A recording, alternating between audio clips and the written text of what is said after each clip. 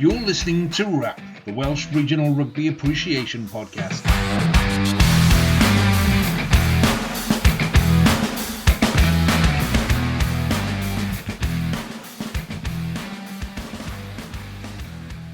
Welcome to this week's edition of the RAP Podcast with me, Lee G. Very special edition this evening, but joining me as per usual, Nick, Dan, and Harley. Good evening, gents. How are you? Good evening, mate. Good. All good, thank you. Yeah, good, thanks. So, first live pod, which is nice. And you could say time pretty much spot on. For all those suggesting otherwise, we had no inside information, we had no prior knowledge, we had nobody tipped us off about today would be a good day to do a live pod. So yeah, we're going to do the usual stuff. We're going to do a bit of news. We're going to do bit about the Japan game, and we will then talk about the announcement and what that means for the future and all of those kind of things going forward. But if you want to chip in at any point through the proceedings, you're very welcome to say hello or make any comments or ask any questions in the chat. So I've seen a couple of people saying hello already, which is great. So hello to you guys. But if you want to chip anything in, by all means, crack on. So, yeah, let's get on with it then, Nick. It's all yours. Your news desk, my friend. Okay, thanks. Start with the Dragons. They've announced the signing of two new backs from Newport RFC. And I think both feature quite a lot this year in Super Rugby Cymru. Jack Lloyd, like his brother Johan, by choice an outside half. And utility back Di Richards is also joining the Dragons next year. It's also been announced that Rhys Patchell has joined the Dragons as a kicking coach. The 32-year-old will work with the Dragons 2 days a week, helping the likes of new signing Tinners De Beer, Kai Evans, and the promising Wales under-20 outside half, Harry Ford. The Dragons have also finally confirmed the signing of tight head prop Robert Hunt, 28, from the Cheetahs. He's also played for the Bulls in the past. And it seems the Dragons have now developing some real depth at prop for next season. Any views on these signings, Dan, in particular? The Robert Hunt one is a fantastic signing for me. Like you said, it adds proper depth and genuine competition at tight head. I got no doubt we'll lose one or two to international duty over the autumn and over the Six Nations. We've recently had Mr. Coleman capped as well. Whether that's going to be one and done, we'll have to wait and see. But I think Bomb likes him, so you never know. And if that's the case, then it's good to have Mr. Hunt in there rather than having us to rely on some youngsters. Not the youngsters haven't got a very high ceiling and a good future in front of them, but there's a little bit of good depth in there. Jack Lloyd and Di Richards. I think Jack has got a proper rugby future in front of him. We know the caliber of what his brother's capable of. He's a full international. So, and who's probably been out of form a bit last season as well, especially if you speak to the Scarlets contingent on this pod, but there's no doubt about it, they come from good rugby stock. Di Richards back in. He's previously been in and around the Dragons setup before. He's sort of been in and out, but he's been rewarded this season, with his good SRC appearances, so he's been rewarded. So I think on the whole, from a player perspective, again, it's good depth. We're adding to that squad depth, so onwards and upwards. I would like to see Mr. Patchell come in on a more player-friendly basis, but maybe it's just a coaching step for him at the moment. But I wonder whether, because it's just a couple of days a week, is my understanding from what I read, sort of 2 or 3 days a week, whether he does manage to scratch that rugby playing itch, because he says that he's definitely not retired. So I find it really, really, I can't see him going anywhere else and playing and then coming back to coach 2 or 3 days a week. So something would have to give. So maybe he can take up a player coach role. Either way, it's a positive step in the right direction, because I think everyone's been impressed with Patchell's game analysis and his match awareness over the last few weeks when he's been doing comms and punditry work. So yeah, another good addition to the Dragons, and we're definitely going to be the Toulouse of the URC next season. Simple as that. Okay. Cardiff today announced the signing of Bath Rugby duo, Johan Emmanuel and Ian Davis, on season-long loans. Johan is currently obviously with the under-20s in Italy, played this afternoon, and Swansea-born Ian is a scrum half and obviously featured for the 20s last year, but is just out of too old. But two decent pickups, Harley. Yeah, I mean, as we were talking with the Dragons signings, it's about adding a little bit more depth. Where we started to struggle quite a lot for loose head at the end of last season. So Domachowski and Danny Southworth had to back up an awful lot of game time switching between the two. So having an extra loose head in there is going to be good, especially someone who's shown how good he is both as a carrier and scrummager in Johan. I haven't seen a lot. I'll be honest, I haven't seen a lot of Ian, but everything I have heard from him is he's someone who a lot of the Cardiff boys are very excited to get on board. Just sort of add to the stocks with Aled and Johan playing really, really well. Ellis Bevan probably needing that kick up the rear as the third choice. Try and give him a bit more hunger. So yeah, quite excited for it. I mean, it's good that we've got some good productivity coming out of the official Cardiff finishing school in Bath, but. But I mean, I said if we can turn some of these season-long loans into more permanent deals, that would be better. Yeah, it would, wouldn't it? Definitely.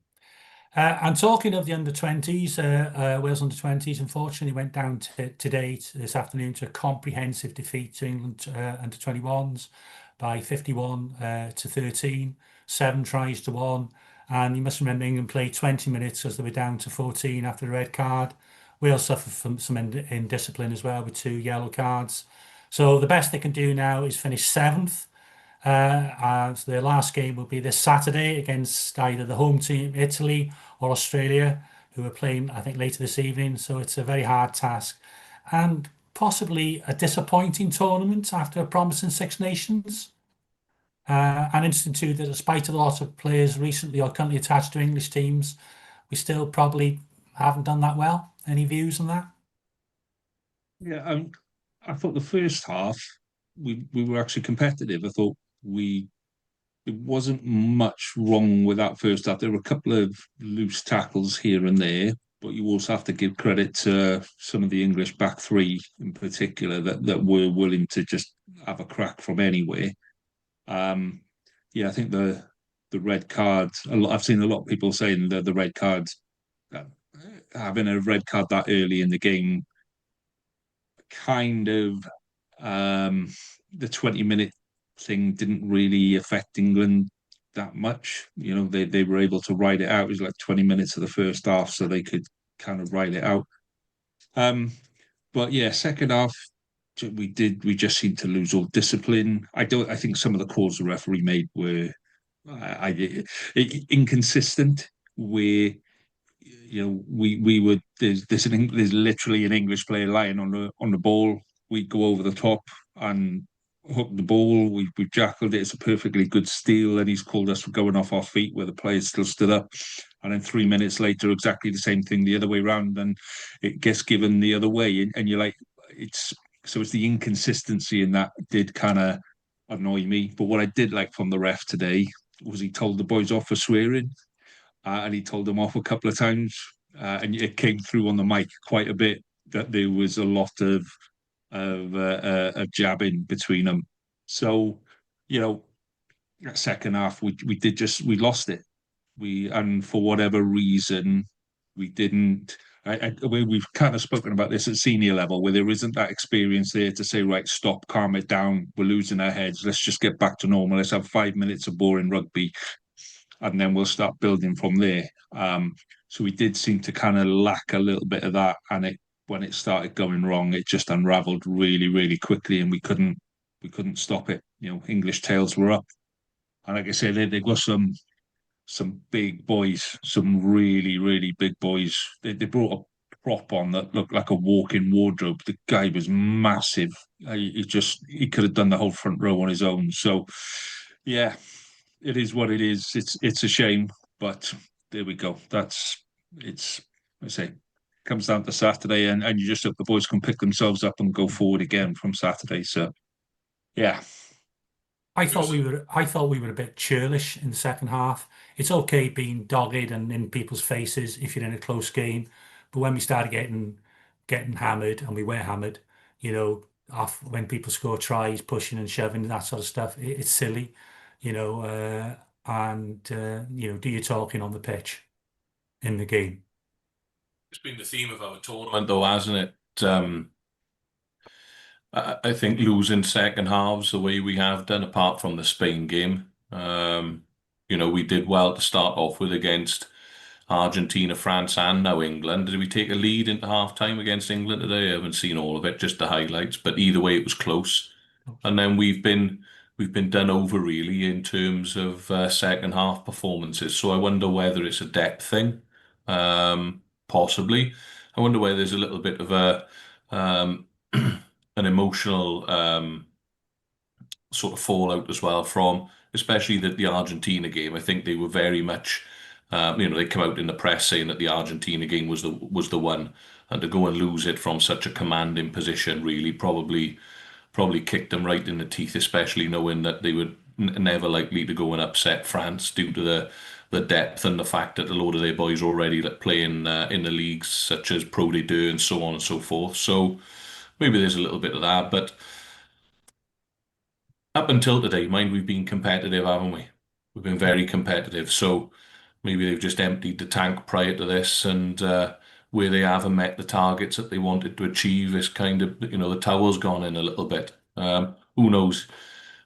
I thought in the group stages they give a really good account of themselves, and today they haven't. So there you go. With who do they play on Saturday now? Is there another one Saturday? It's like, yeah, like to be, I think this evening it's Italy versus Australia.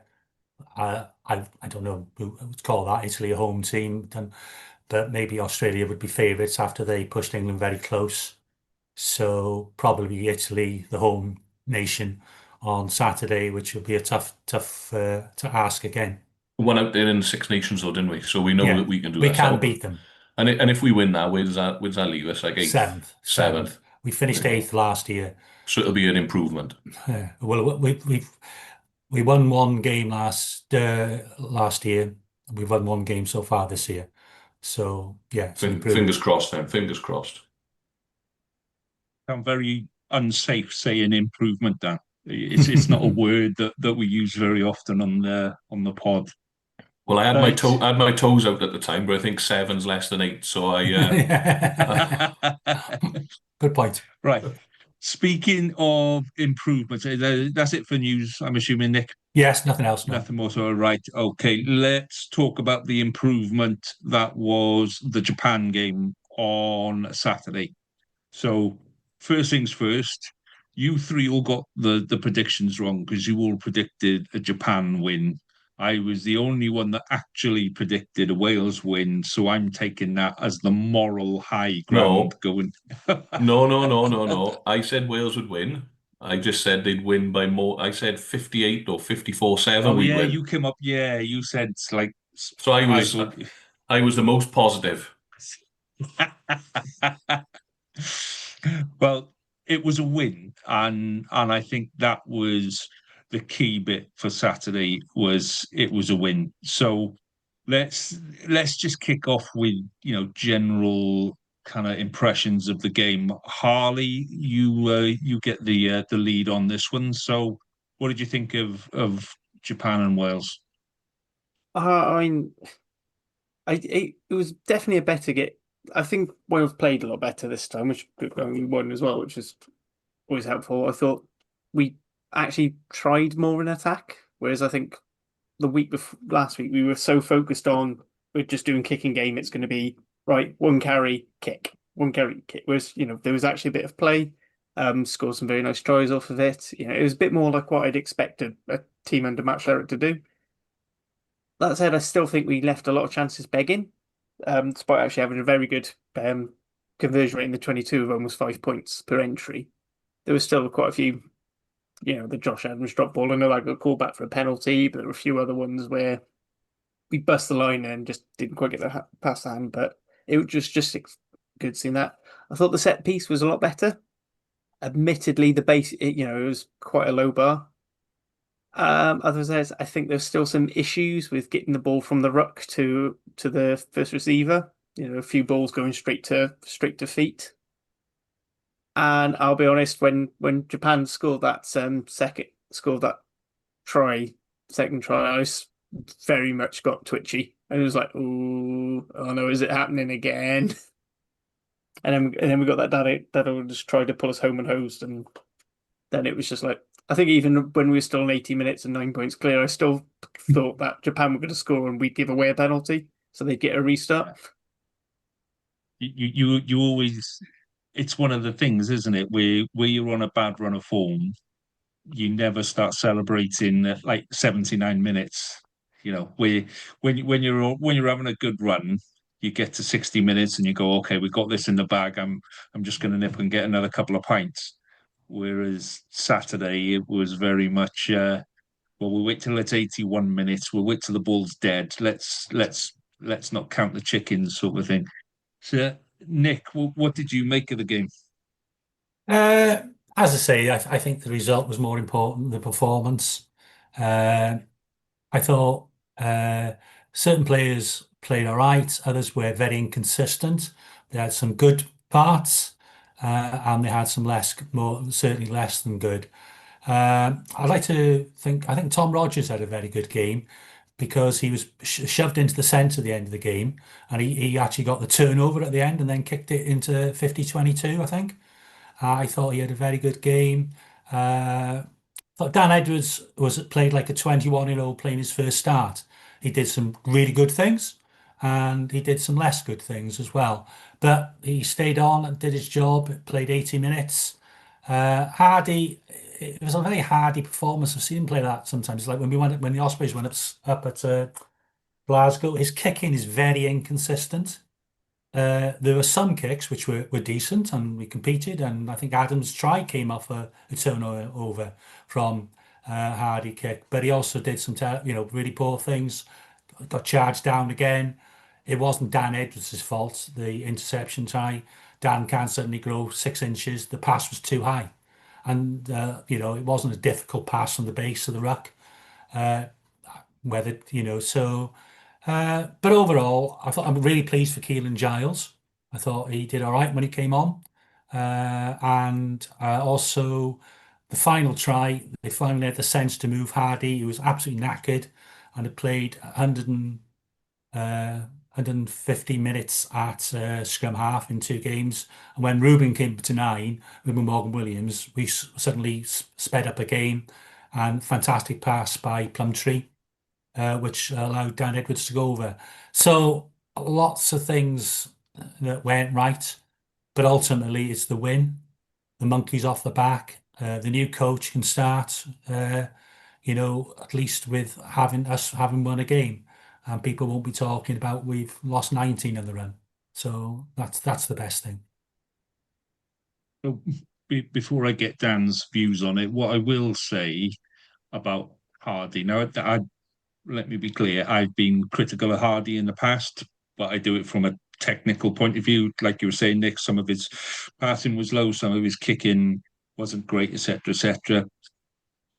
The abuse that got leveled at him on social media after that game was just bang out of order. It was so far out of order, it was unreal. And we've said this in the past, and we've said it in our chat groups, where it's very easy to kind of allow the mob on social media to kind of run away with your comments. Somebody says something, then it gets a little bit higher, then it gets a little bit higher, and before you know it, you're making comments that you don't mean, you don't really think about the other end of it. And I know that some of his family got really upset. He's out in Japan, and whether we like it or not, he's got a Welsh shirt on and he's doing his best. He might not be having a great game, but the guy's doing his best. But his family is sitting at home looking at social media and looking at the abuse. And sometimes before we press send, we just need to have a little word with ourselves about, is that really going to add anything to the conversation about what's happening? And this is what I said to you guys over the weekend, where there's a difference between saying, somebody's completely useless, and one of the comments I saw was the guy needs to be shot if he ever gets near a Wales training camp. That's completely out of the ballpark. Or you go, do you know what? I'd just like to see him work on his passing to hand. And you think about how does that message actually get to the other side? So yeah, off my soapbox now. I've cleared my chest on that, where some people were bang out of order on Saturday. So Dan, your overall general thoughts on the game on Saturday? We got over the line, didn't we? Which was the most important thing. That was, can you think of a bigger win in the last however many years for Wales? All jokes aside, I know we've won Grand Slams. In 2019, we picked up the last Grand Slam, so it's not that long ago, but it's just felt bigger. I felt a real huge sigh of relief when the boys got over the line on Saturday morning, like you guys had got up to watch it. And I was just really pleased for everybody. You could see how much it meant to Jockey and to Dewi Lake and to all the others. And I think sometimes, unless you've been in, it's one thing losing for your club, isn't it? Right? You get a chance to put it right every week. You don't get that opportunity when you play international rugby. You do when you're playing in, your Six Nations and so on and so forth. But then if you've had a a real crap Six Nations, you've won the wooden spoon. You've got to wait a couple of months to get the monkey off your back. Well, at last they've done it, and in reality, I think it should have been more comfortable than what it was. As the boys have already alluded to, I think we left at least two tries out there. Josh Adams dropped the ball and knocked the ball on over the line. That would have been a 7-pointer for us. There was one period of play in the first half where I think it was Tom Rogers got to an edge. He scoots down the right-hand touchline, and there's a 4v1 that goes begging. If we execute that properly, that's the sort of thing that, your coaching under 10s to do 4v1. We should be knocking those off. And again, we score under the points. Under the post. Sorry, that's a 14-point swing. On top of that, one of their scores have come from a Hardy charge down, and the other one comes from that pass to Dan Edwards where they go the length of the field. That's a 28-point swing in total.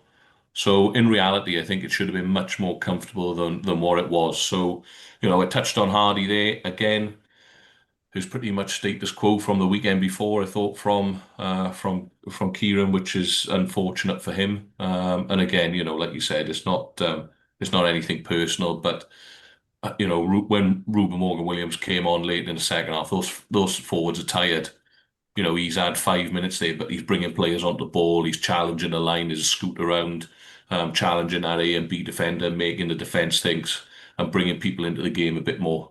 And the speed of ball was much quicker. So that improved our game no end. And I would say unless, the reality is Kieran Hardy's probably played himself out of the next Welsh squad, I would have thought, for the autumn internationals, depending on his, whether he has some miraculous return to form playing club rugby.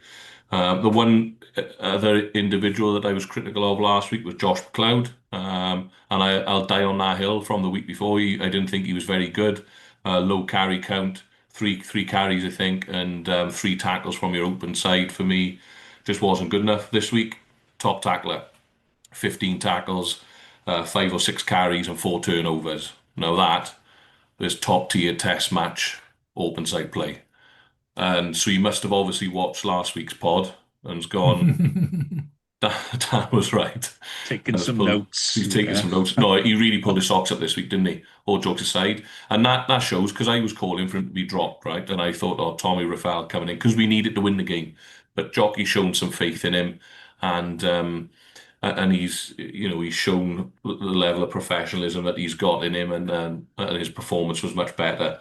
On the whole, then I thought Teddy Williams went well and Freddie Thomas went well in the second row. They were both in double digits for tackles and both 5 or 6 on the carry front as well. I think we can all agree that Wainwright was good. There's no doubt about that. His carry, and it's a shame really that we didn't get to see him play alongside Faletau, because I think that would have took us to the next level again. Because I like Alex Mann. I think he's industrious, but I don't think he's a test match 6 as yet. His carrying game's nowhere near as good enough as the likes of Wainwright. So for me, that's not quite working there. Dan Edwards, I thought again. I know there's going to be some conflicting um, reviews here, but I thought Dan Edwards controlled the game pretty well. I know you're going to say that defensively he was poor, and I think he missed 4 tackles according to the stats, which put him at the top of the list for Wales. He missed 4 tackles, but in his defence of his defence, if you like, I think the system let him down. Wales play a very soft line. We get off the line for 2 or 3 steps, then we're sort of chopping our feet. We're not controlling our collision zone very well, I don't think. When you're lacking real physicality, like we seem to be at the moment, it's still the same people doing the same amount of work. I think we need the harder line. We need to get off the line, first 5 meters, shut that space down, be making tackles on or around the gain line rather than letting them come to us. And then you don't miss as many tackles, or if you do, you're missing them, well on the gain line, or even behind it. So, in their sort of half of the gain line. So that would be a talking point for me as well on there. But on the whole, we won.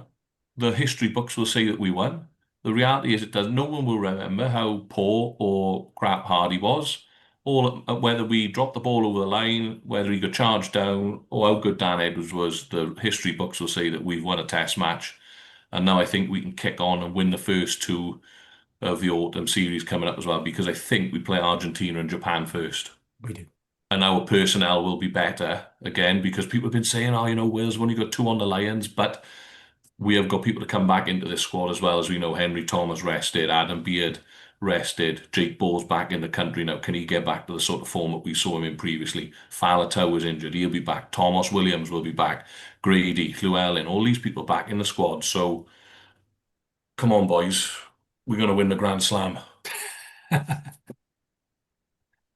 Yeah, well, we'll talk about set piece and stuff in a second. But if you have got any questions or comments that you would like, so say I can do this now. I've been watching. This is what the kids do when they do YouTube stuff. They go, "Hey guys, put it below. Yeah, stick your comments down below here like this." So the problem is I'm at the top of the screen, so it doesn't really work. So Harley or Dan, you've got to start doing this and go put your comments in below.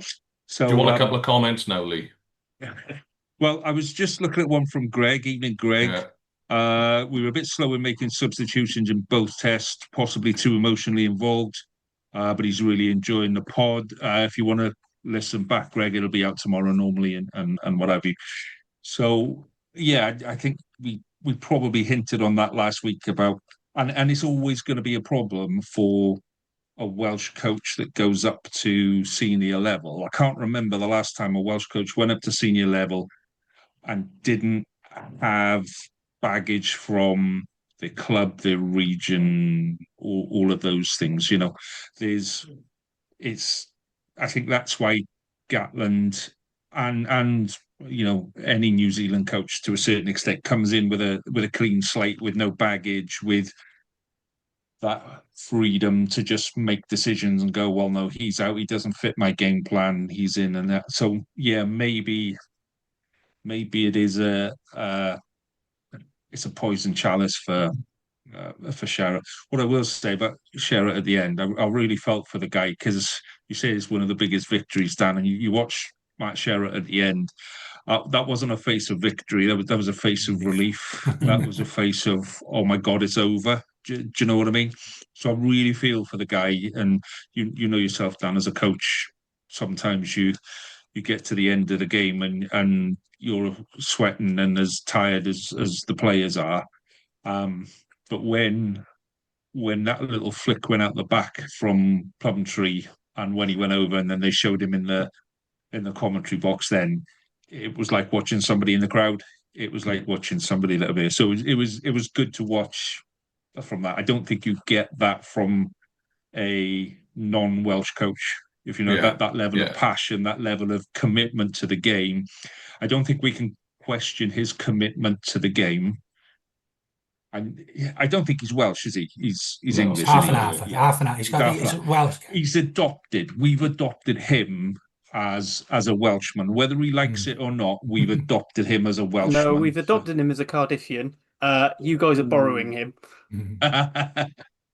I So just want to pick up on the thing with the substitutions, particularly because there was a follow-up comment from Connor, talking about like Hardy needed to be replaced. But I think the problem is with Josh Adams getting injured in that first half, Jockey had to keep Ruben Morgan Williams back until there was the injury to Johnny Williams because of that thing, and that's where the 6-2 bench falls down.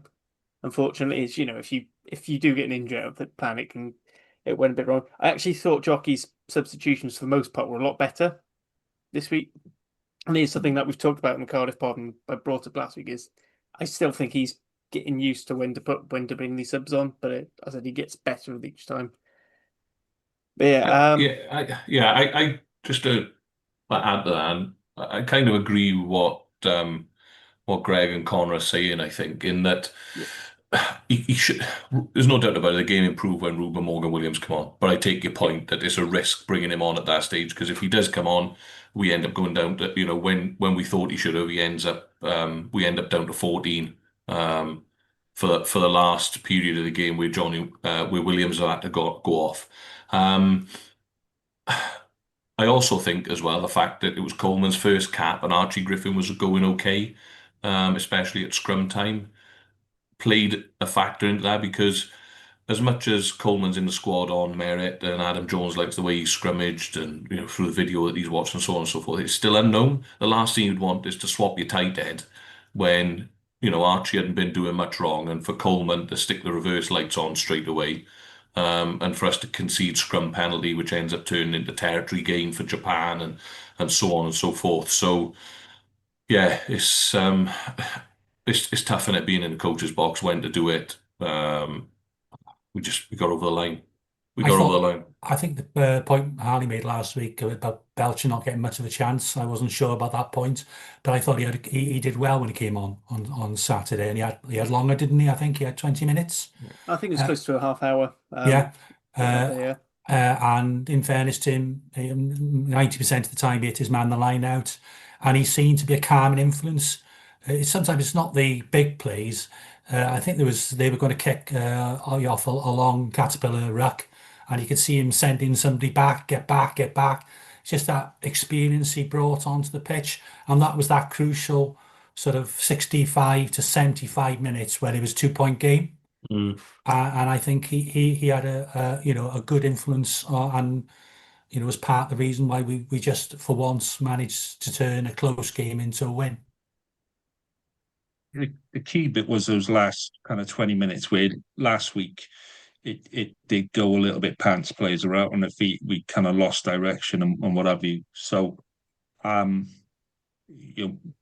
stayed on for 75 minutes and was running on fumes by the end, but was still turning the ball over. You then had Plumtree came on. So this is what I was saying to you guys before, where Plumtree is very much an edge player in a referee kind of sense. The first thing he did, he comes off I think he came on and it was a line out. Off the back of the line out, Leach has the ball and he sticks one in his ribs and he puts Leach on the floor and he's blowing. Yeah. And you could just kind of see in his eyes, he's going like, I've been on the pitch for 60 minutes and I'm done. Off the back of the next ruck, Plumtree's right up in the face of their number 8, and it's a grapple, and he's back, and he's on the floor. And you can see sometimes, Stan, you might even coach it. If you can take that player to floor and move your shoulder onto his rib cage as you hit the floor, and you wind him a little again, and you could see that their number 8 didn't want to get up. He was on his knees a little, and he was a little bit kind of, I'm not fancy. That's 2 of their back row threats taken out by a fresh player coming on. And we were talking last week about that aggression, that determination, and he's got away with both of them. Yeah, he's got away with both of them. He's flattened 2 of their back row and got away with a couple of cheap shots and kind of started to move their back row away from it. Leach didn't want to know the ball after that. Every ball Leach had after that was either a straight pass or a standing ruck and all of this kind of stuff. So, there's a lot to be said for that level of aggression being on the pitch. I know there's penalties. I know the penalty thing will be popping up and all of that. But we were talking last week about aggression and determination and go forward. When he was taking that ball, he was taking it flat, albeit, Morgan Williams came on pretty much the same time or shortly after him. So every time he took the ball after that, he was going forward at a rate of knots. He's not a small bloke. He's 6'5", 18 stone, I think. So when he's coming at you, full pelt, and he's got the eyes up, I think it's made a massive difference. It took some of the pressure off the likes of which second row came off and who stayed on. Was Freddie Thomas on the whole game? No, Freddie Or Thomas was- came off and then Ratty came on. Ratty came on. Yeah. Ratty came on, yeah. So Teddy Williams was kind of like doing a lot of the ball carrying, and it took pressure off him, and it just kind of gave us that step up. Where last week subs came on, and we kind of went back into our shell a little. So I think, and I might be wrong on this, but I think he had 7 line-out takes as well, which was the highest. He was the best line-out forward, but he was only on the pitch for 30 minutes. So, fair play to the guy. It shows that sometimes, he's been dropped. He's been dropped from the whole squad. He's not just been dropped from the team. He's been dropped from the squad. He's been told, go away, work on your discipline or whatever it is. You can, and you can come back. So where we talk the likes about Hardy, where Hardy's had a bad game, and it's probably his last game for Wales. It may be, but actually, you can come back from these things, and you can make that difference. And Plumtree, I thought, was excellent when he came on. More than anything, he seemed to have a connection with Ruben Morgan Williams, where they were both looking at the same player. They were both, I'll take his inside shoulder, you take his outside shoulder. One of us is going to have the ball, whichever way he goes. There was just that kind of knowledge with them. So I really enjoyed that bit of it. So let's talk a little bit about some of the technical stuff, which things like scrums, lineouts, and defence. So we spoke a lot about defence last week and on the chat group, Dan. So let's talk about scrums and lineouts first. And we've kind of done the kicking bit, but do we think that we've got a scrum and a lineout at the minute that can compete where we should be, which is like top 5, top 6 in the world? That's where we should be. Have we got a scrum and a lineout that can compete at that level based on what we've seen for the last 2 weeks? So, Nick, you get first crack on that one, mate. It depends who we pick, doesn't it? And the problem is, we think we talked about is I think I said last week, I think Plumtree's a good line-out forward, but we don't seem to have the players who can offer 3 or 4 things. Plumtree, as is definitely a really good line-out player. You can bring Beard back in, and that would shore up the line-out for sure. Line-out attack, line-out defence. Doesn't give you carry, go forward. He's a good ball hunter. So it's a difficult one. Dav Jenkins, would he make a difference? I think the biggest concern is our scrum. I think that the better teams, great though some of those little Japanese props, they're not world beaters, are they? And I wouldn't back our scrum against New Zealand or South Africa or even England, if I'm honest with you. So those are definitely work-ons, something for the new coach to consider. Yeah, so technically, line out could be better, especially if you pick the right people, but then do you lose other things in other games, parts of the game? I thought Gareth Thomas had a good impact when he came on as well. I think he made 11 tackles in less than a half. He offers that. He's not an outstanding scrummager, but like him and Nicky are solid in the front row. Yeah, there's a lot of work still to be done on the basics. So, Dan, you get defence. Harley's going to get the backs and attack, obviously, because it's his natural gifted. I'm going to give you the breakdown, Harley. But Dan, talk to me about defence. Where, like we were saying last week, last week we kind of set the pen around the 12, so we kind of pushed up on 13 and allowed them to run into that almost pocket. This week That yeah, it was a little bit more aggressive, but still not aggressive enough, I felt. What about you? No, well, if you look at Edwards' stats, for example, he made 11 and missed 4.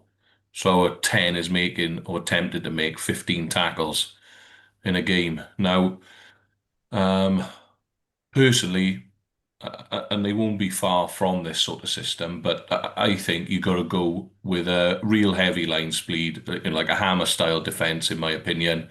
That's where I like and test people's skill set. You always have A and B close to the ruck, A managing to pick and go, and the 9 scoot, um, B managing the 9 scoot as well, and anything played back inside off 10. You always have C opposite the first receiver. So even if they're playing off 10 and you know the ball's going to 10, there's no inside threat. C's always stood opposite the first receiver, and where possible, you want to get some big area-asked back rower in there to go and get off the line and challenge his skill set. Because if someone doesn't run a line properly, or there's no threat out the back, or he's got to step back inside, all of a sudden that ball player, take Dan Edwards, all of a sudden Dan Edwards is having to step back into our back row slash second row. He's going to soon going to start getting fed up with that, play deeper, kick a little bit more, and so on and so forth. And then, I still think then that we should be having a hard line off sort of 13, spooking them back inside to our tackle threats. Faletau, man on the weekend, Wainwright, all of these boys who can bang a little bit. But it's much easier to make a tackle and make a dominant tackle if you get off the line and you're making it well into the collision zone and you're not letting big forwards and centres or wingers out wide having a run at you and letting them challenge. I just felt at the minute teams are challenging our defence rather than our defence challenging their attack. And that needs to change. You'll miss plenty of tackles running a blitz or hammer defense. You will, because you're rushing up out the line. People will find a weak shoulder or you're bouncing off people, but I just think you've got to make more of an effort to get into that collision zone and dominate a few tackles, because at this level of rugby, after 3 or 4 phases, if you shut it down, everyone wants a 4-phase shutdown. If you get a 4-phase shutdown, they're kicking you the ball back. And then it's going to the likes of Blair Murray, who in broken play is lethal. So that's the sort of thing we need to be playing towards, in my opinion. And we're not doing that at the minute. It's very soft. We sit off and we drift. And I don't think that's suiting us. Well, we've got a question about Blair Murray that we'll come to in a minute. But Harley, we're talking about aggression and competitiveness in the back line. So talk to me about competitiveness in rucks and general broken play. There was a lot of times there where I felt we could have been more competitive, we could have been more aggressive, and we could have not delivered a couple of cheap shots, but we could have set our standards a bit higher, if that makes sense. So what did you make of the breakdown? I actually thought he played it quite well, knowing the sort of ref Luke Pearce is. He's very much a pro-attack ref, so unless it's an absolutely clear opportunity, he doesn't really want a competition on the ball. So actually not sticking your hands in every ruck, you're not getting on the wrong side of him, you're not getting penalised, so you're waiting for those really clear Josh McLeod. The Alex man got a decent one off the floor as well. I thought that was actually quite good tempered to the ref. Yeah, we could probably be a bit more aggressive with things like counter ruck, but given how passive our defence seems to be more of a numbers on feet defence. I mean, and I agree with Dan, it is probably a bit too soft. But if you're fanning the field, you don't want to be losing bodies in rucks. I still think sometimes our attacking breakdown is a little bit too weak and open. Some of the turnovers we did concede are from players almost stepping off the ruck, and waiting for the ball to be played. Whereas maybe what you really need is some smashing the securer to make sure that we can get clean and quick ball. Can I just add something to that? Because I agree with you there, and I think our rucks and attack are poor. Now, if you're playing 1-3-3-1, right, and you're trucking up, you're going to play to tradition in a 1-3-3-1. You're going to play like I don't want to see my hands here, but you're going to play like a Jack Queen King, right, with an ace in the hole. Ace in the back is normally a ball player. Now, if the ball's going, it's all then about knowing your role when you're in that formation. So if the ball's being played to the middleman, Queen. So if Queen's having the ball as that middleman and they're taking contact, number one, they want to run into an outside seam so they can get a weak shoulder. You always want to attack that outside seam because teams want to play traditionally side to side to stretch defenses. So if you run in an outside seam, you then got to know your roles as the jack and the king. So the inside man's job has always got to be on ball. You need to get on ball. Your only job is to secure that ball. So you know once the ball, whether you've tipped on to queen or the ball's gone straight from 9 or 10 to queen, you know you're going straight on ball. It's the only job you got. Forget about anything else, just secure the ball. And then king, as the outside man, has got two options. He can either boost or spike. So you're either boosting the ball carrier because you want to create an overload, so you've then got a 2v1 in the carry, so you get more of a gain line. It's easier for your inside man then to seal the ball, or you're spiking or tackling the tackler, so you're taking another man out of the game. So if you put the tackler on the floor, that means you then outnumber them in defence, because if you've won a gain line, you've got more people on site than they have, and if you've taken someone out of the game, then they got a man on the floor, and you've got more men on feet. So it's just about knowing your roles. But I think maybe when you get a bit tired in that heat and so on and so forth, things get a little bit lost. But if you understand the system and you know your roles in a 1-3-3-1, it's really easy to retain the ball and look how good Ireland are at it. Mm. Yeah, See, absolutely. I think that's this, one this thing we missed David Jenkins for, because I do think he's probably one of the best ruck cleaners we've got available to Yeah, us at the I'm moment. sorry to cut in then, but I thought you No, were no, right. it's really yeah. good. See, this is where I love listening to Dan, and Dan talks about stuff in a technical way, and after about 5 minutes, I go, "And Christ, I retired." Because I need a whole presentation. I need a 10 slide presentation with a little book with pictures in and saying, right, this is the queen and this is the jack and this is the ace. Because in my day, you got off the line quickly and you hit whoever was closest to you. And if he had the ball, cracking, that's a bonus. And if he didn't, just make sure he was down on the floor and it made the penalty worthwhile. So yeah, very, very different, very technical nowadays, Dan. As we So said, games yeah, moved on, Lee. I still like the idea of somebody coming up and just leveling the opposite number, putting them on the floor and saying, hello, I'm in the game. I think there's a lot to be said for that nowadays. Um, Not that I'd condone it because I've done my referee's course. So yeah. So question from Greg, or comment and question from Greg, who's a big Blair Murray fan, wants to know, is he better on the wing or at fullback? Either way, he's going to be targeted for high balls, and he's only a wee little chap. But then, so was Shane Williams. The theory was with Shane Williams that he was too small to play on the wing, so we'll put him in at scrum half, and then he got moved back to the wing when the winger went down injured. And the rest is history, as they say. So, Blair Murray, fullback, wing, does it make any difference? Fullback for me. Same. Yeah, And me, because he's got a very good left foot as well. yeah, That's the exactly. difference perhaps to Shane. He's got the same skill set in many ways as Shane, but he can kick really well. Yeah, And he's so all court.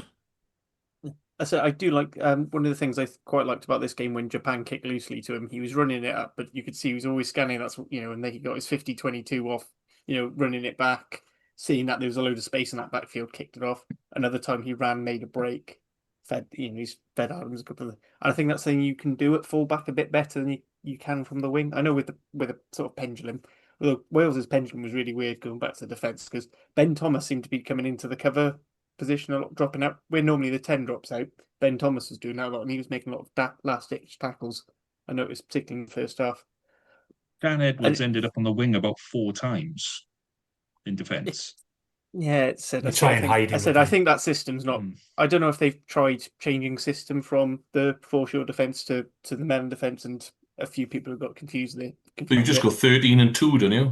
In a simple 13 and 2, kicker stays. With generally a +1, and that +1 could be your scrum half, or you'd have you might have a policy to stick someone like a Rogers back there. They probably stick Ben Thomas back there to give another kicking option maybe as well. So, for example, whoever puts the ball up in the air, he'll stay, Or nowadays, mind as well, if everyone's in front of him, he's got to get up and get people on side. So he'd have to drop someone back who's playing, who's comfortable playing in that position, a la Ben Thomas in this case, who's a kicking option, good ball skills to be able to field the ball and so on and so forth. But generally, no, they just go 13 and 2. I say it's quite often that sort of pendulum thing where you end up with one coming out, but you know Well, the open side goes up. But mm. I said it was a bit hard. I mean, the camera, unless you've got a nice camera off the backfield, it's sometimes hard to see that out. But yeah, This it was is why I like the camera shots from behind the post. Camera shots from behind the post, you can actually see the formation of. You almost need a screen where you can permanently see like the whole picture. You know, like you used to have on like video games. You'd be playing the whole, but then you'd have like the little screen where the whole pitch would be up the top there. Having that on a TV monitor and being able to flick between the two would be good for me. I would like that. If anyone from the URC is listening or from Premier Sports, you're welcome to that. I won't even charge you commission for taking my idea, but if you want to do that, that'd be cracking. That would. So yeah, I just want to have a quick chat about the backs, mainly about the centres, and finding a centre partnership. We've had a couple of questions about Yeah. centres, but I was going to put my thing in about Dan Edwards, and it's not a criticism of Dan Edwards. Yeah, it's almost a criticism of the press and the reaction, almost to social media again, to Costello the week before, who actually had a very similar game to Dan Edwards. Yeah, with the exception of a kick going over. It was a very similar game. There were good bits, there were bad bits. The difference for Dan Edwards, for me, was in defence. There were a couple of errors in attack where crossfield kicks were too hard, went into touch, so we lost possession. There was a couple of decisions where a more mature player, so in 3-4 years' time or whatever, if he's still there, where he's got a 4-on-2 or a 4-on-3 outside him, and he kicks to the corner, they catch it and they hoof it back down the field and stuff. And that will come with maturity and with time. The bit for me was defence, where if you're gonna put it's a bit like Prendergast with Ireland now. Everybody knows he's a target. He's set himself up as a target at 10, and you run at him because he's not interested in tackling. And I think I saw Dan Edwards falling off 3 or 4 tackles.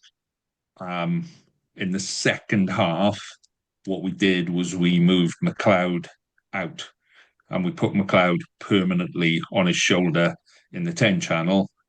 The one time McLeod wasn't there, they went straight through him, scored a try. So we'd obviously seen that was happening. That's where I think we started to move him, like you were saying, Nick. We were trying to hide him on the wing. Let's push him out to the wing and let's get him out the way and hope that they didn't notice, so they still ran down that channel.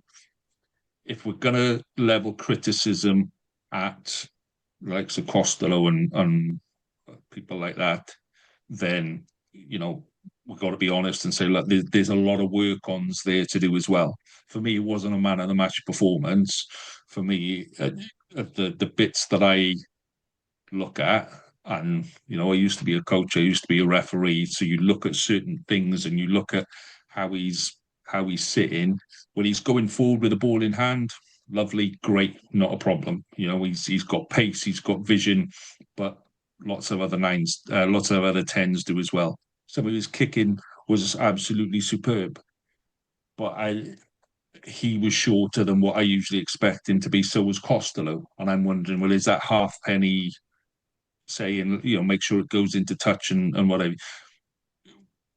Then you see Plumtree pick the ball up from behind his own line and stick it back out on the halfway line, and you think, okay, there's nothing wrong with the air, there's nothing wrong with the ball because Plumtree's just hoofed it 50 meters. So I felt maybe that was a halfpenny thing or whatever. So that was what I was saying about Dan Edwards, where for me that wasn't a man of the match performance. It was adequate, but there was a lot of work on there. And I think one of the things we're really bad at doing in Wales is we'll take somebody, and we tried to build confidence, but instead of building confidence bit by bit by bit, we go straight up to the top of the mountain. And when you're right up the top of the mountain, the only place you can come from the top of the mountain is down the other side.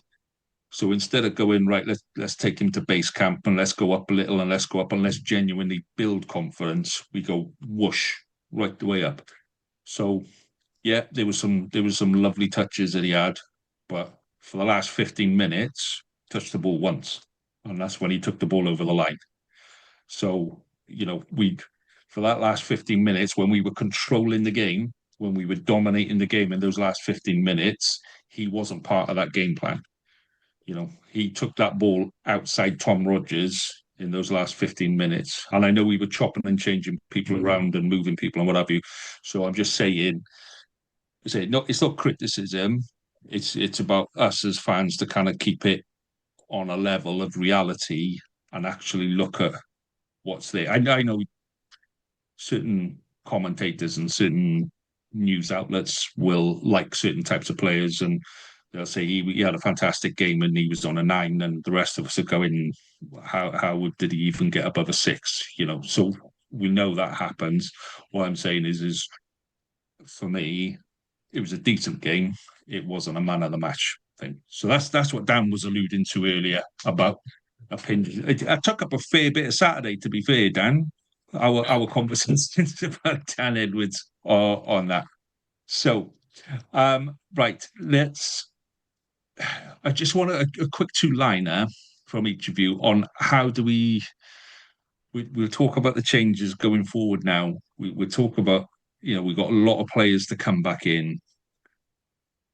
Where does this tour leave us now in terms of, are we in a better position? Are we no further forward? Where are we? So we'll go round the room. We'll start with you, Nick, then you, Harley, then you, Dan. How do you view the tour? Has it been worthwhile? What do we get out of it? Yeah, it's been worthwhile because we won a game. And if no other reason, it has to be that. There's lots wrong with the game, our game, lots of things to work on. And ultimately it's for the new coach, isn't it, when they eventually announce him, and who their backup coaches are as well. So is the defense going to be more aggressive? Are we going to be able to improve or have more consistency in the line out? So it's just taking the monkey off the back. Yes, it was the right tour. It was difficult conditions in both games with the humidity. Obviously, the sun wasn't an issue on Saturday, but very, very difficult. I would think I'd be quite confident. I'll stick my name. I think we'll beat them quite comprehensively in Cardiff in November. Whoever's playing. So yes, we've won a game. So it's definitely worth going. And at least the new coach can put their blueprint forward and hopefully win a few more games in the next season. Harley, overview of the tour? It's almost job done. We didn't quite get the goal. The goal's to win both games. They won one. The important thing now is it's almost a blank slate for the new coach, whomever it'll be. And I'd just like to wish Mark Jones and Dwayne Keall all their success as Wales coaches. Right. Okay. Dan, lots of players to come back in for autumn internationals, but what did you make of that tour? Yeah, and the troops are saying that in the comments as well. We got people to come back in, and I totally agree with that. I think that what Sherratt has done here and the boys have done here is given the coach coming in, this is the best thing for him. That whoever comes in as the next head coach now, he's got a clean slate to work with, whoever it is. That was for me. That was the best possible outcome. Best possible outcome would have been 2 test wins, but we've got the monkey off our back, And you look back again at the first test, having won on the weekend. Now you look back at the first test, guys, one that got away. But it gives everyone a clean slate now going into the autumn, and I genuinely think we can target 2 wins. The big thing for me, as we talked about, really with the depth, is that the people come in, taking a sort of tactical periodization stance on the way that we're going to play the game. And for those people that are not, sort of up to date on what that term is, it comes from football, basically. Tactical periodization is, you can only play with the players that you've got. So you need to take stock of what our playing pool is, look at their strengths, and then play to their strengths. So if you're a coach, because we all know coaches, when they come in, like jockeys come in, he's got a certain way he wants to play the game. And I don't know whether that always suited Wales, because it suited us when we played Ireland at home, and we sort of caught them a little bit cold, throwing the ball around, but then we got shut down quickly. So come in and play to the boys' strengths, play to what we've got, whatever that may be. Take stock of what we've actually got, because we have got some good players there. We really, really have, and it's something for us to build on. So yeah, I'm excited to see who comes in now, and I hope it's a positive. I hope it's a positive appointment and not one that we all go, oh, why's that happened? I hope it's a positive point. I think we need a little bit of, for me personally, I think we need an old school coach to come in, grab it by the scruff of the neck, whoever that may be. Personally, I'd go and pay the French Rugby Union whatever they want to release Sean Edwards out of a contract. Go and get him, give him a role as head coach, because I think what we need as well is standards. And I think someone with a mentality of Sean Edwards will go, I don't care how you're international rugby players now. The standards are you, not down there. We got standards. Like McLeod, the week one, standards are down there. This week, they're up there. They got to be up there every week. Every time you take the field playing for Wales, your standards got to be 10 out of 10. And I think it'll take someone like a Sean type of character to drag that out of everyone in a minute. But it was definitely a positive talk, because we've won and we're on the up. I just want to add on something on to Dan's point there with the coach, and what I think, as well as sorting out how he wants Wales to play. I think it's going to be very important to echoing what Jockey said in his interview, that these coaches actually go into the read and say, this is what we want to sort of play. Not necessarily saying, right, we'll have all four sides carbon copies of each other, but sort of say, this is the defensive system I want to use. This is the sort of line-out calling system. And at least go into the region and say, right, what works really well for you guys? Let's bring that in, so that when players are making that step up, they're not spending so much time learning everything. They can focus on training, running the moves, and getting things better. And I think that's a key bit as well. Is Sherritt's coming in the middle of a Six Nations. People, chins are on the floor. How do you try and change? You've got to try and change something. What do you try and change? Then he thought he wasn't going to be in place for the summer tour, and then it was actually, we can't get anybody in time.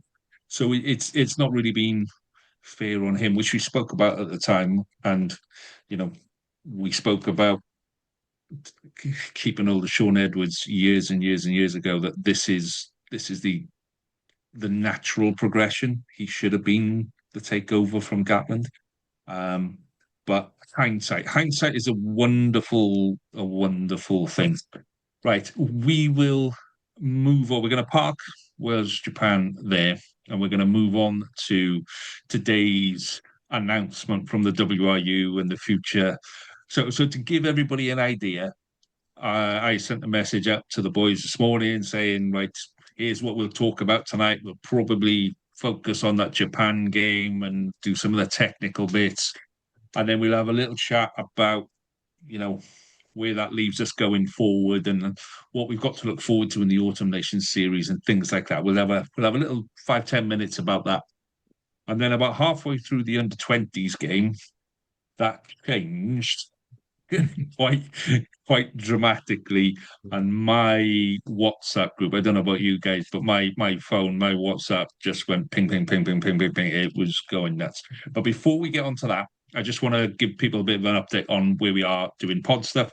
So we've been speaking a while about doing the Irish podcast. So if you want to hear basically rap only for Irish teams, that is launching tomorrow morning. The boys have just recorded. They just finished recording on that, so that'll be good. Some familiar names on that as well.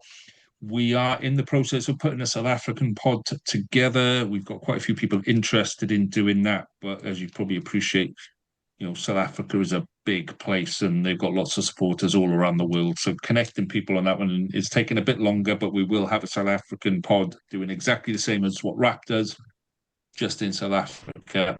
And Dan won't be around to do impressions of South African coaches, thankfully. No. I've been looking forward to that. Yeah. It was brilliant, Razzie. I'll work on it right for next week. Yeah. So, yeah, and then finally on this point, we are still looking for a Scarlet's presenter to take over from me. So this is my last one tonight. So if you fancy it, drop us a line, because I would love to have a Scarlet's view on here. If not, the guys will just carry on until somebody puts their hands up and goes, "Hey, I'm up for that." So that's us going forward. If you are liking what you're seeing and what you're hearing, please do give us a like and a share on our social media and on our YouTube channel. Please do give us a subscribe. I could talk you through all of the whys and the wherefores on what that does to the algorithm. But what it means is you're really, really important as a person.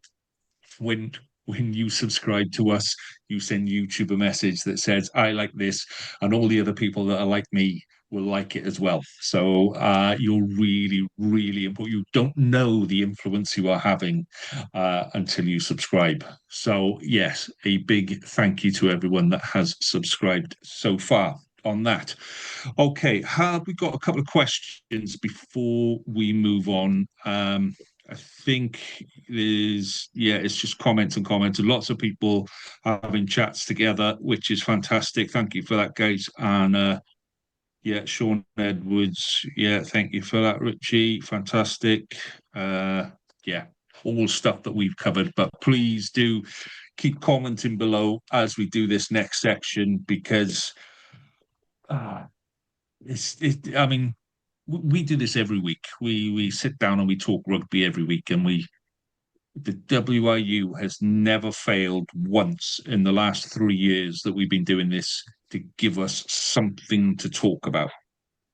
So today they sent out an announcement, like I say, halfway through the under-20s game. Have you got it there, Harley? Do you wanna I have read it it up. out, mate? Do we really have to read it all out, or can we just send people to read it because it's really Give us, dull? but this is where we get to that bit where we go, we don't read it, we don't do our own research, and then we let other people tell us what's in there, and then they pick out bits that they want us to read. So yeah, let's read the statement. Go on. Right. So this statement goes as thus, as published at 3 p.m. this afternoon. The Welsh Rugby Union is entering into formal consultation with Wales's 4 regional clubs and other key stakeholders, which will lead to a restructure in the domestic professional game by season 2027-28. It was announced today. Someone needs to work on fragmenting these sentences. The consultation period will take place over August and September, with the regional clubs and players being the primary stakeholder groups to contribute, but a comprehensive engagement programme will ensure all representative groups of the game in Wales have the opportunity to contribute. Consultation will cover the entire high performance framework from pathways to professional club structure and the senior men's and women's game. The WRU board has already publicly confirmed it does not see the system continuing with the current model of 4 equally funded regional clubs in the senior men's game.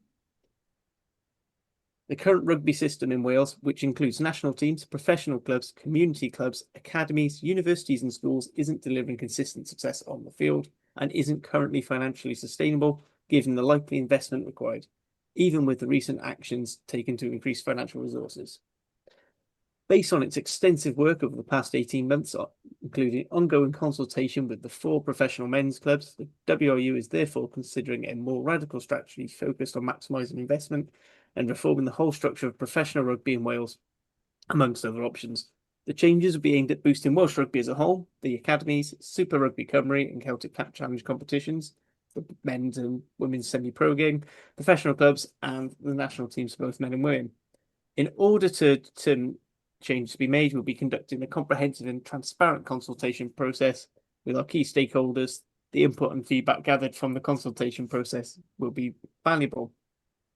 And then the separate section now, key potential developments to be consulted on will include further investment into the SRC in strengthening the semi-pro game, significant investment into player development and pathways, a national centre providing a place of development for all our elite players, coaches and support staff, the best rugby leadership and decision-making model for the whole of the professional game in Wales, whether there should be a reduction to 2 or 3 regional men's teams to ensure that we have teams that can compete at the top of the professional game, our professional sides being home to both our men's and women's teams.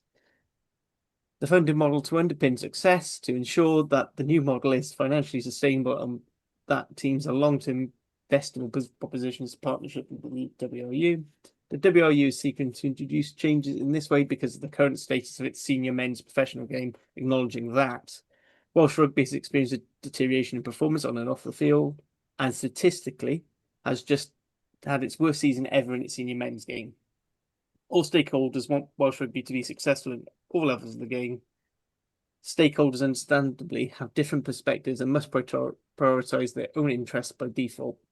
Solutions have not yet emerged through consensus, and then they just give a rough timetable, which is in August, the WRU board will approve the strategy for the consultation and commencement of the formal consultation period. And then in September, we'll have the consultation and engagement process. And then in October, the WRU will approve whatever strategy and confirm whatever's happening to all stakeholders involved.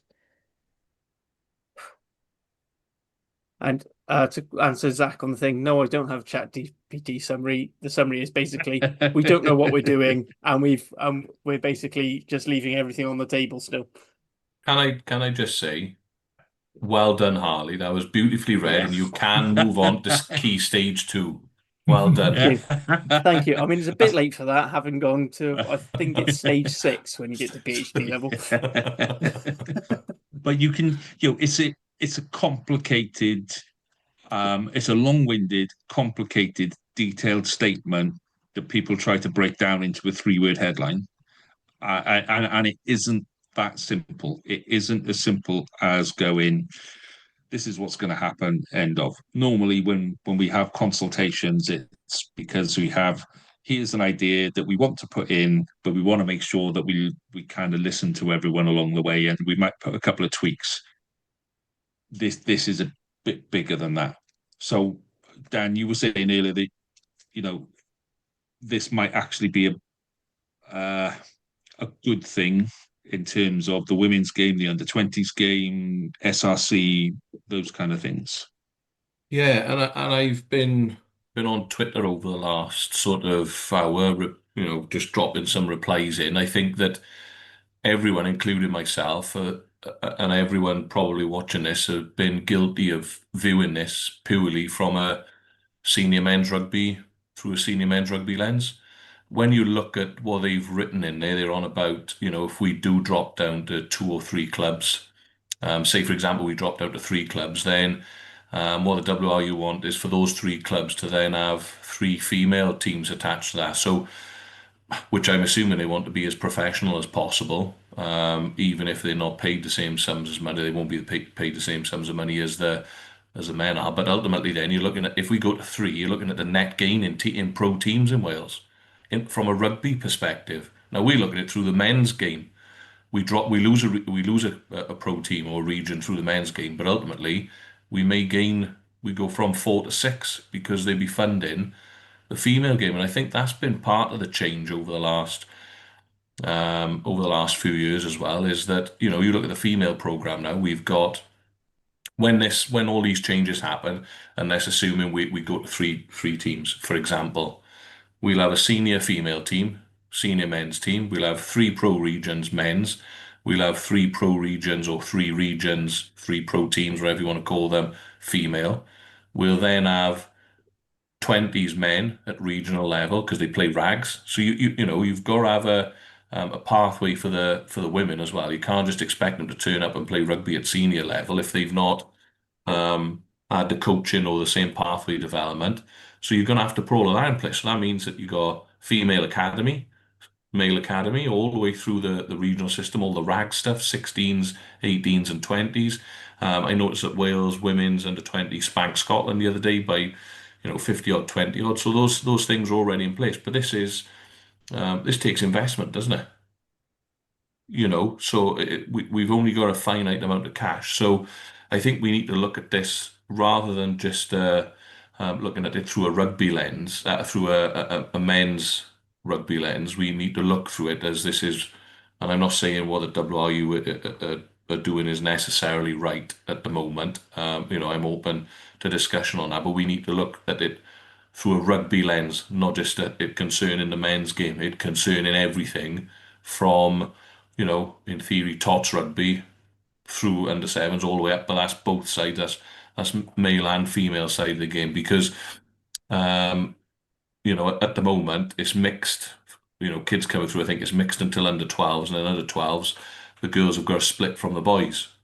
Now, there's not that much infrastructure out there in terms of girls rugby. So therefore, they're probably losing a lot of girls to other sports such as football and so on and so forth. So it's a tricky one, isn't it? When you're trying to improve the overall infrastructure, we've talked on here before, it's not just about having money for marquee players and better players and paying players more money. It's about having, the national development centres. It's about having better gym facilities, about having access to the best medical staff and the best S&C staff, the best nutrition, all of these things, the best education system, the best coaching. But that's now got to work both ways on the men's and the women's side of things.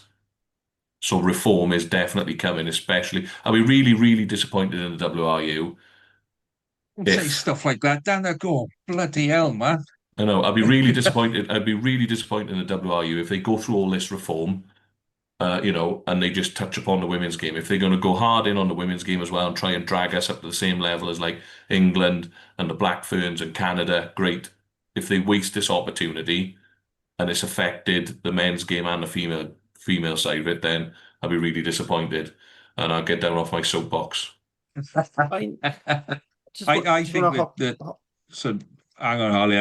I was just going to say that that's a disgracefully well balanced argument from Dan. This is not what Welsh rugby is about, mate. This people will be absolutely bricking themselves having a well balanced and considered argument. So, Harley, balance up the well considered and balanced argument with some rhetoric and some conversation about the 60s and the 70s. You mean periods I wasn't alive, and when I've watched clips of the rugby back then, I thought it was pretty shit.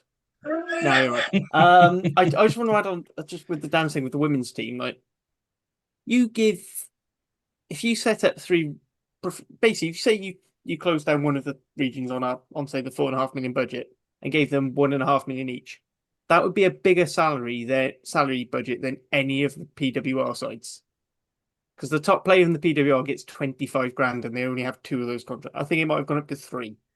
Like this is the little bit of money. This is the level of money in investment we need to get a Welsh pro club size up to that level. Obviously, it's not as simple as throwing money in it. You need to chuck, the time, the resources, and the good coaching, and not just give Ashley Beck every job in this country. I was saying that the ladies at the Women's Rugby Treehouse have been moaning about. So one of these things, it's good that they're going to tie women's teams to the club. I wonder if they are going to drop if they do decide to drop teams, if teams that have already embraced a women's side. So obviously with the Scarlets, they've really lent into Brithon and they've done an awful lot, shared a lot of social media resources. If that's something that pushes them up in their stead.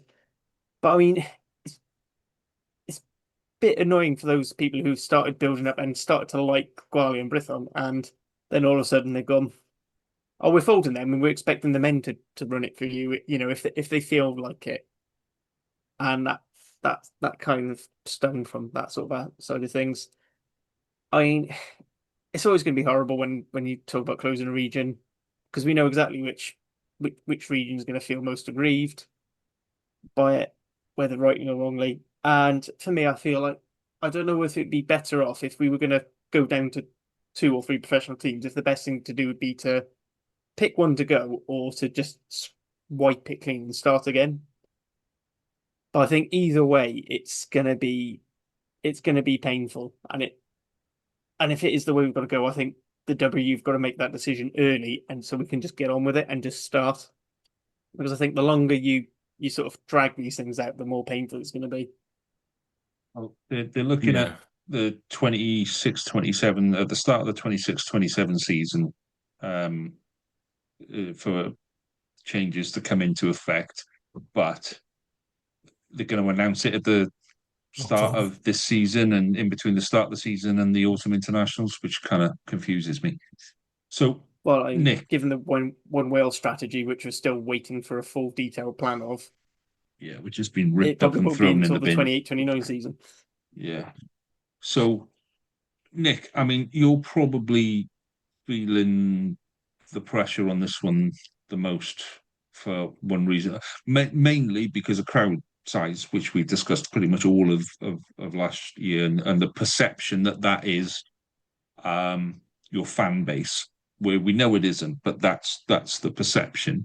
So, I mean, how is this feeling for you? Where the I'm not going to say the good money because I don't want to see any of us go, but people are edging on. It's going to be the Ospreys that merge with the Scarlets because we're 10 miles apart and what have you.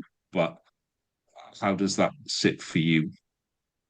Well, first of all, I'd like to say it's definitely going to be the Scarlets because you can't even get a podcaster from your supporter fan base. Nice one. So yeah, well, it does put into a big question mark for me, as I've been saying for a while, over the future of ground we play at and so on, because that's a concern. I think what we were trying to do about moving to St. Helens and developing that, giving us our own ground, was a step in the right direction. And just generally just a couple of general points, not just about the Ospreys.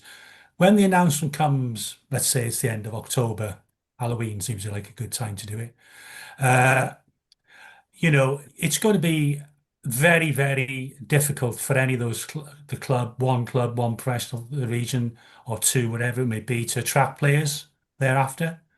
Also, you're going to be losing players who, quite understandably, will want to try and secure their future for themselves and their families, and will probably want to be getting out of contracts early.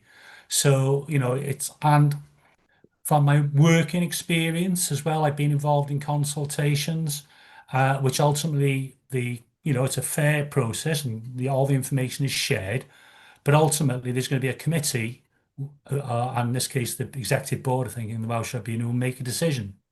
So while they might consider all the things that come in, all the process, and it's for people to take part in if they can, but ultimately they don't have to listen to anything. If they've got a set idea, let's just say it's two regional clubs, one based in Llanelli, the other one based in Cardiff.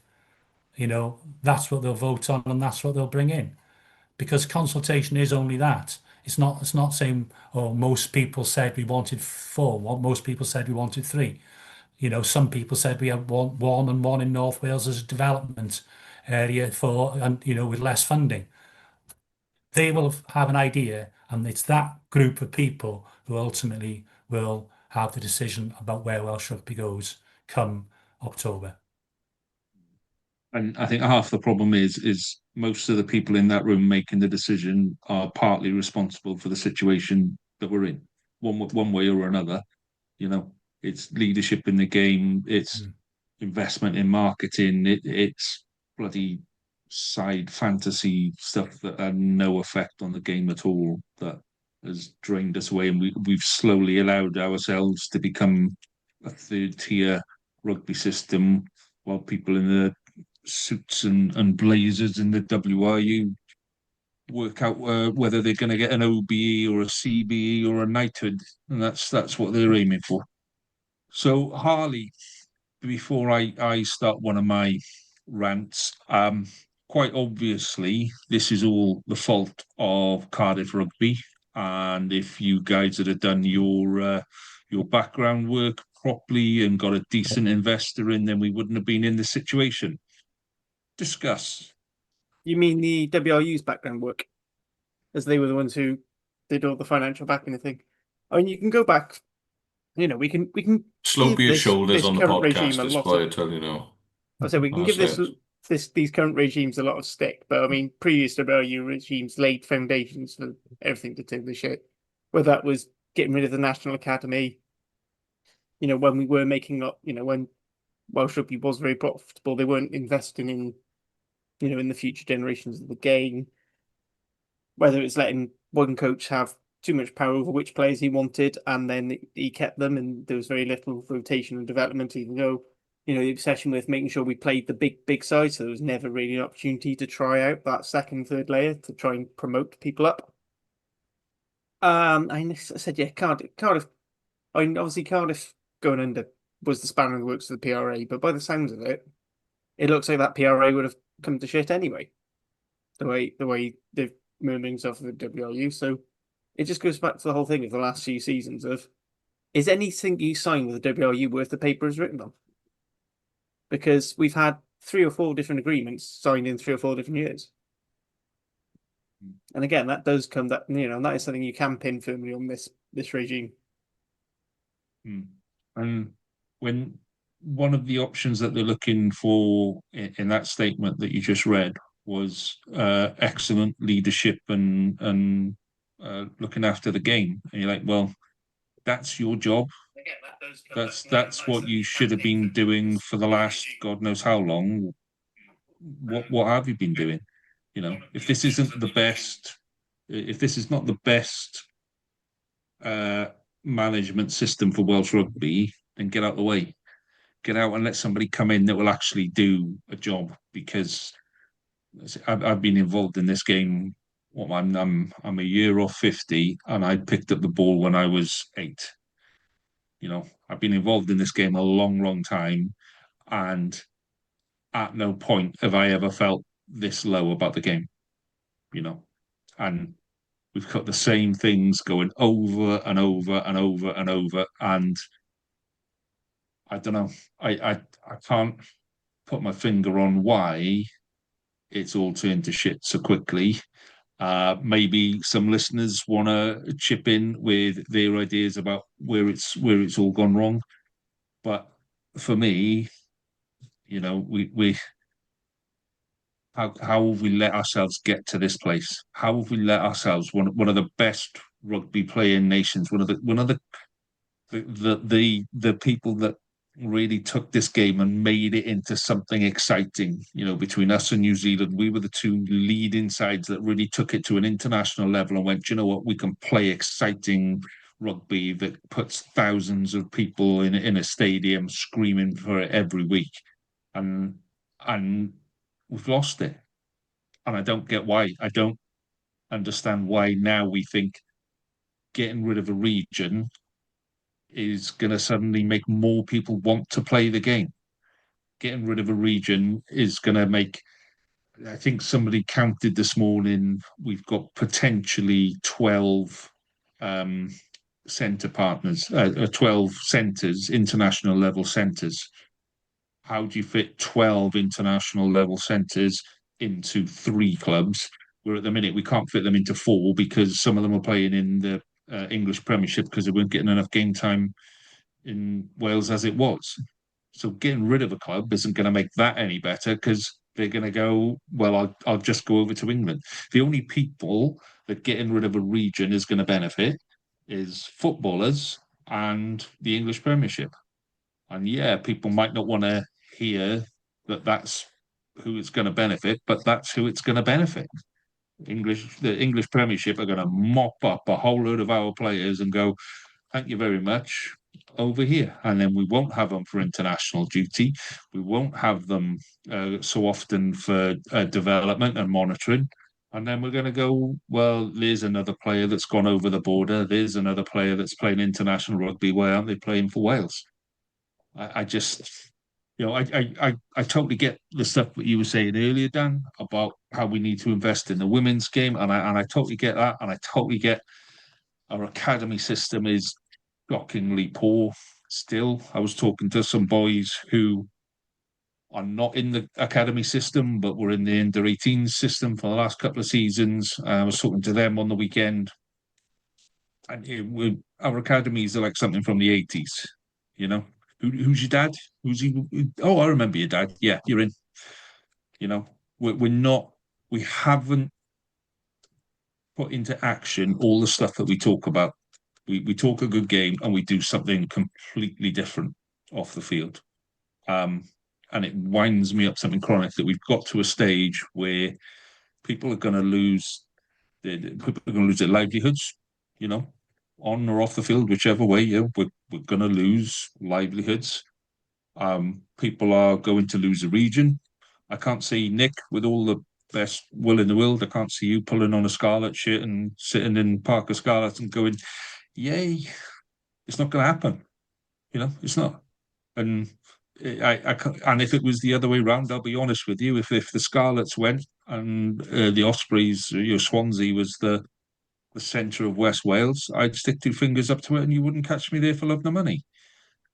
That's the way rugby works. That's how competitiveness works, you know. So I said not to let me get on my soapbox, didn't I? I said, oh, see, I've gone and started talking now. I think what we need though, Lee, is the WRU are really poor on transparency.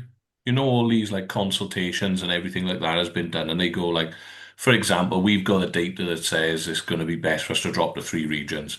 The West Wales teams are going to merge, for example, and become one. We got a capital city side, and then the East Wales team will be the Dragons. Okay, that's what we're going to go with. This is what the data says. Well, show us the data, because the last thing, as far as I'm concerned, the WRU is run it's run by a constitution. It's not, a private firm. It's run by the clubs. Everyone should have a say in it. It's an open, it's a democratic process, or it should be for everything that goes on. They understand that, the pro game is on a different level to the grassroots game and so on and so forth, and should be treated differently. And I agree with that. But let's have some transparency. Publish the data, publish the things, the consultations that you're having, because there's a lot, there's 40 or 50 people watching this pod now that they're rugby people. They're interested in it.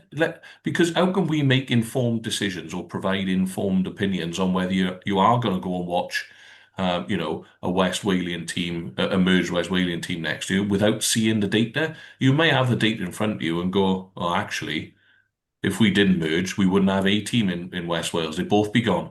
So we've had no option. So therefore, I am going to get behind it. But without being able to have that evidence in front of you, it's really tough, isn't it? They need to be more transparent on the things that they're, giving and putting into the public domain, in my opinion, because I know all you guys do, and probably all the people that are listening to the pod, you just want what's best for Welsh rugby. I think everyone wants that. My plea to everyone is, whatever happens in the next 12 months, you still got to go to games, you still got to buy shirts, you still got to watch the boys, you still got to go to the national games, because otherwise it'll die a death. After we are long gone on this planet, rugby will still be here. So we got to do our best to support it. But likewise, the people that are in the hot seat now have got to look after it and try and make sure it's in a better place for the next generation of people to take it to the next level again. Yeah, can I just pick up on that point, Dan? Yeah, any other organization, a council, a school, for instance, they publish minutes. Obviously, they can be redacted, and certain things won't be included. Well, this is a major consultation that's taking place now about the future of our game in Wales. We, as the rugby public, should at least have the same ability to view that consultation, the findings. There'll be a report written, no doubt, about that consultation. So why can't we see it? It's good. It's a good point, and I think everyone. And then the reality is, if people haven't bothered, it's a bit like, if you don't vote, you don't get an opinion. If you can't be bothered to read the information, then it's not out there. You can't moan and groan when things happen in your game and you haven't had a chance to influence it because you're not informed well enough. So, personally, I think they should be pumping as much genuine information out there and data and evidence as humanly possible between now and that date of October. Yeah, and I just want to jump on that. Go on. publishing data, publishing actual information. Let's not just have it leaked to absolutely. journalists who Certain said, people, "Oh, yeah. this," because then, part of the reason Lee is very keen for us to read out these statements properly, so that you hear every single word, no matter how badly it's read out. So you hear that, and then you can make. Whereas some others will just cherry pick things of that. For example, the BBC Wales Today report instantly was talking about we're dropping two regions, and then they start going to talk about it. It's like, well, no, that's not what they're saying. What they're saying is they're open to it. It's not saying that's the preference, whatever. But I mean, the thing for me is, it is just another report. It's another review. We had 3 reviews into sexism in the women's game, and nothing changed, and barely anything changed. Like, let's get these reports. Let's see what it says, the recommendations, and then a clear thing of how they're going to implement them. Because until that, I don't care. It's just yet more shit. I mean, I went into work today saying, "Do you know what? I'm happy. I can see green light at the end of the tunnel in Welsh Rugby. I should have known better." Clearly, the reason why You I didn't naive join turnouts. person. What can I say? I did. I was only a child during the 90s. I don't really remember it as a rugby thing, so I don't It's have not a the bad thing. reference. It was Not awful. not remembering the 90s is not a bad thing, mate. That does go on to a point I know with some of the people are making in the comments, like Connor says now, we've had a golden generation. Rugby is cyclical, everything's cyclical in life. I suppose you've only got to look at you only got to look at likes of Man United in football now, who were dominant in football for however long and now on a period of massive decline.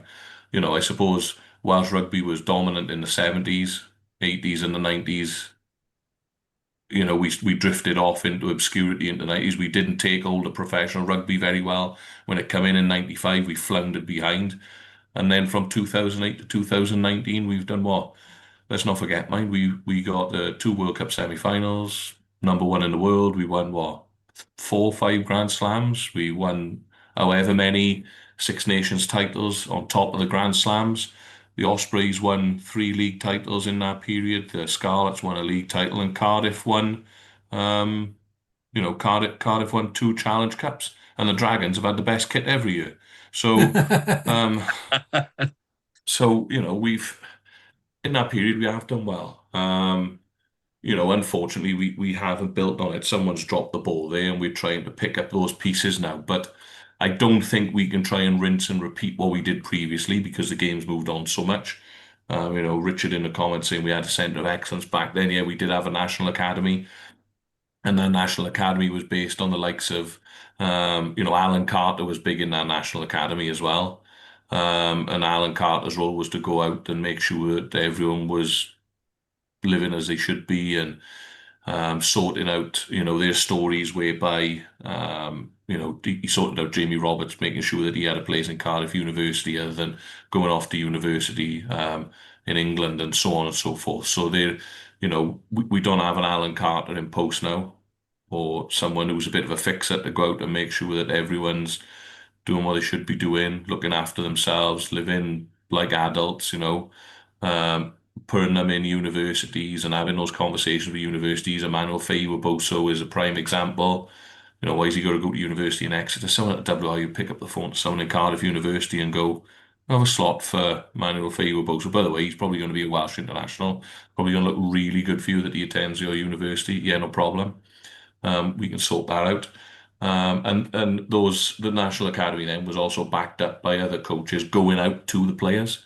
So the players that were in that academy that were playing 18s and 20s rugby, Jenks would go out and do kicking clinics with Lee Penny and your Dan Biggers and so on and so forth. Physically go to them, and that's not happening now. But we need to make, I don't know whether that would even be doable nowadays or whether it would be as beneficial for the number of players that we would potentially require to make sure that we are, building the depth that we need. But we need something, don't we, on a national level to make sure that we are harnessing this talent and giving it the best level of rugby education that it can get. And on that point as well, it also means that we've got to coach the coaches now. We got to invest in that. It's all well and good, because I think having that period of success probably painted over that fact as well, that, what coaches did we bring through in the last decade? Very few.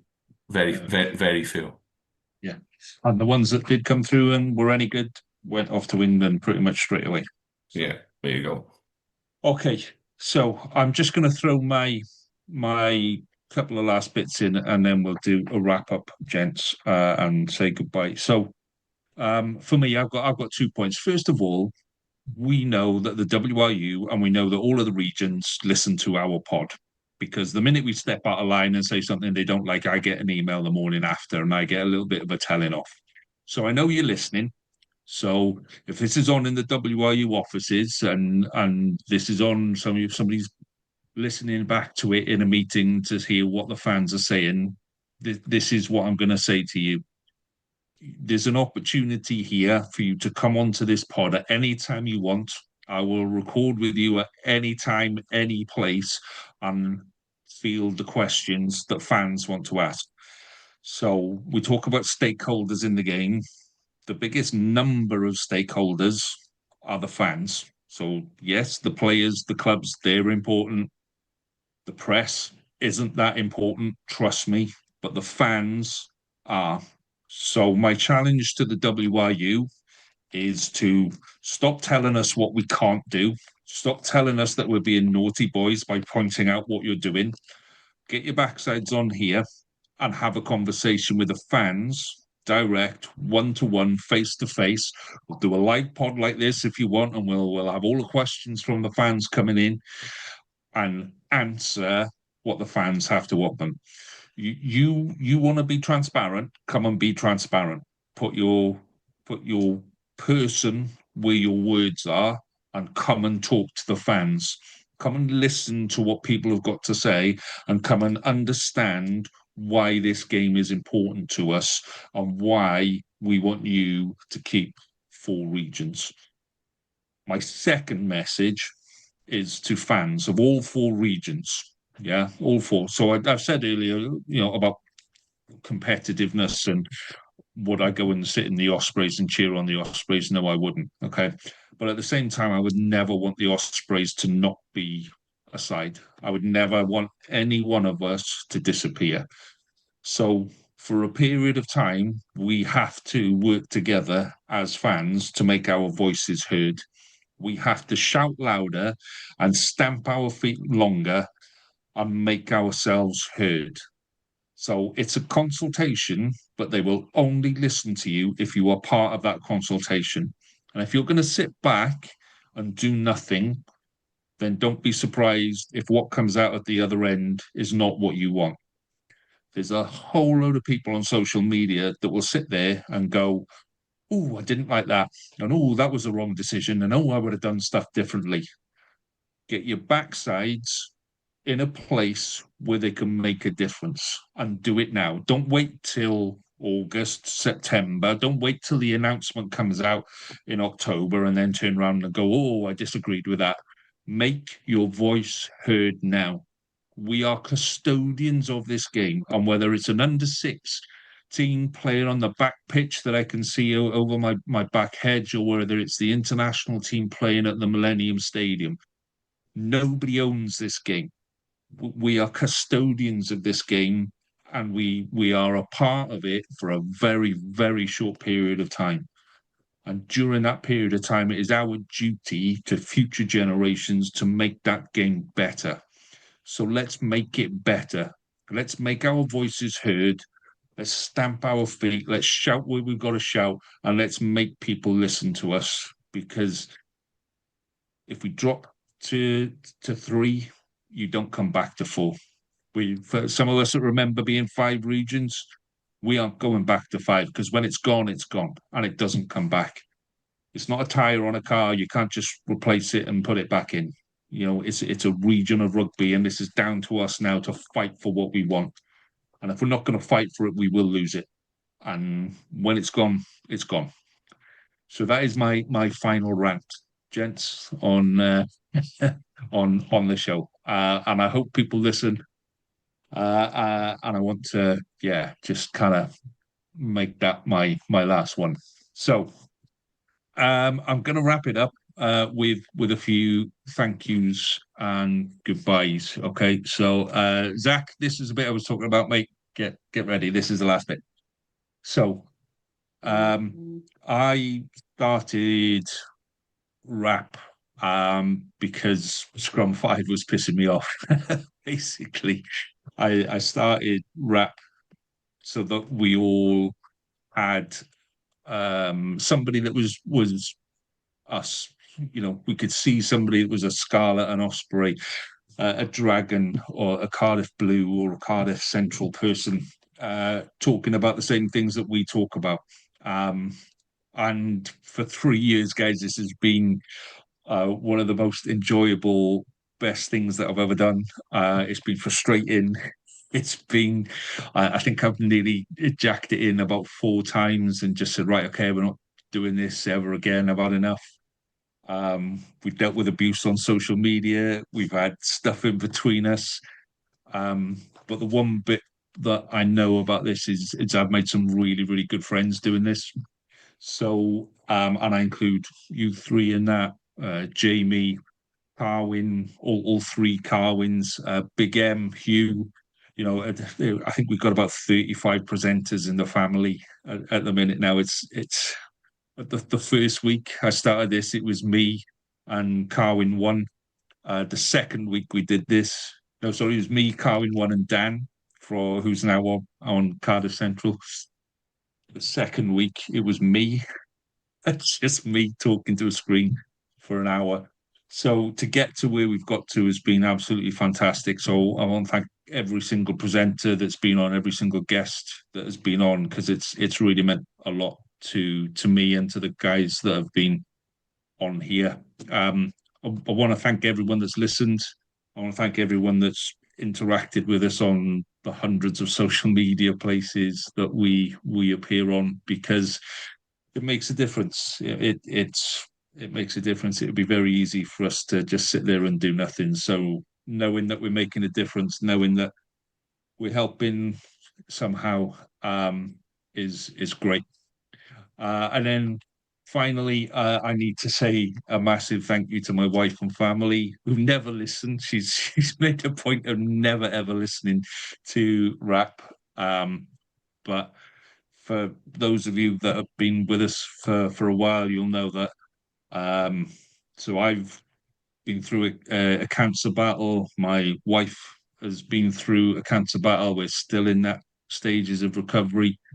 We've got members of the family and members of the extended family who are currently going through battles and different battles and all of that kind of stuff. And knowing that there's other people out there that will just talk rugby to us for an hour and make everything else disappear, is a massive crutch for some of us. I can honestly say that through my cancer battle, that knowing every Monday night I had to not think about something for a couple of hours and just sit here and talk about rugby, even when it was Welsh rugby, that those 2 hours were enough for me to get through most of that week. So yeah, a massive thank you to everyone that's listened, everyone that has been a part of it. And I wish you guys and all the people that are still presenting all the best for the coming years. I'll still be in the background. I'll still be doing stuff. I still might pop up every now and again, but thankfully it will be few and far between. So I shall finish my last show once again, as I always do, by wishing you all the best. I thank you very much for your time tonight, gentlemen. And one last time, enjoy your rugby. Thank you very much.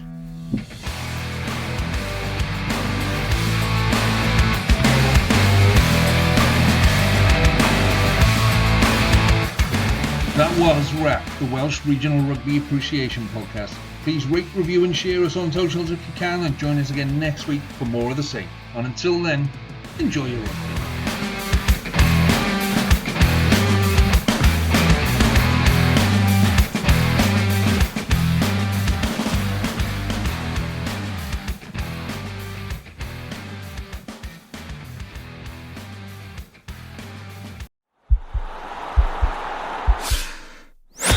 This podcast is part of the Sports Social Podcast Network.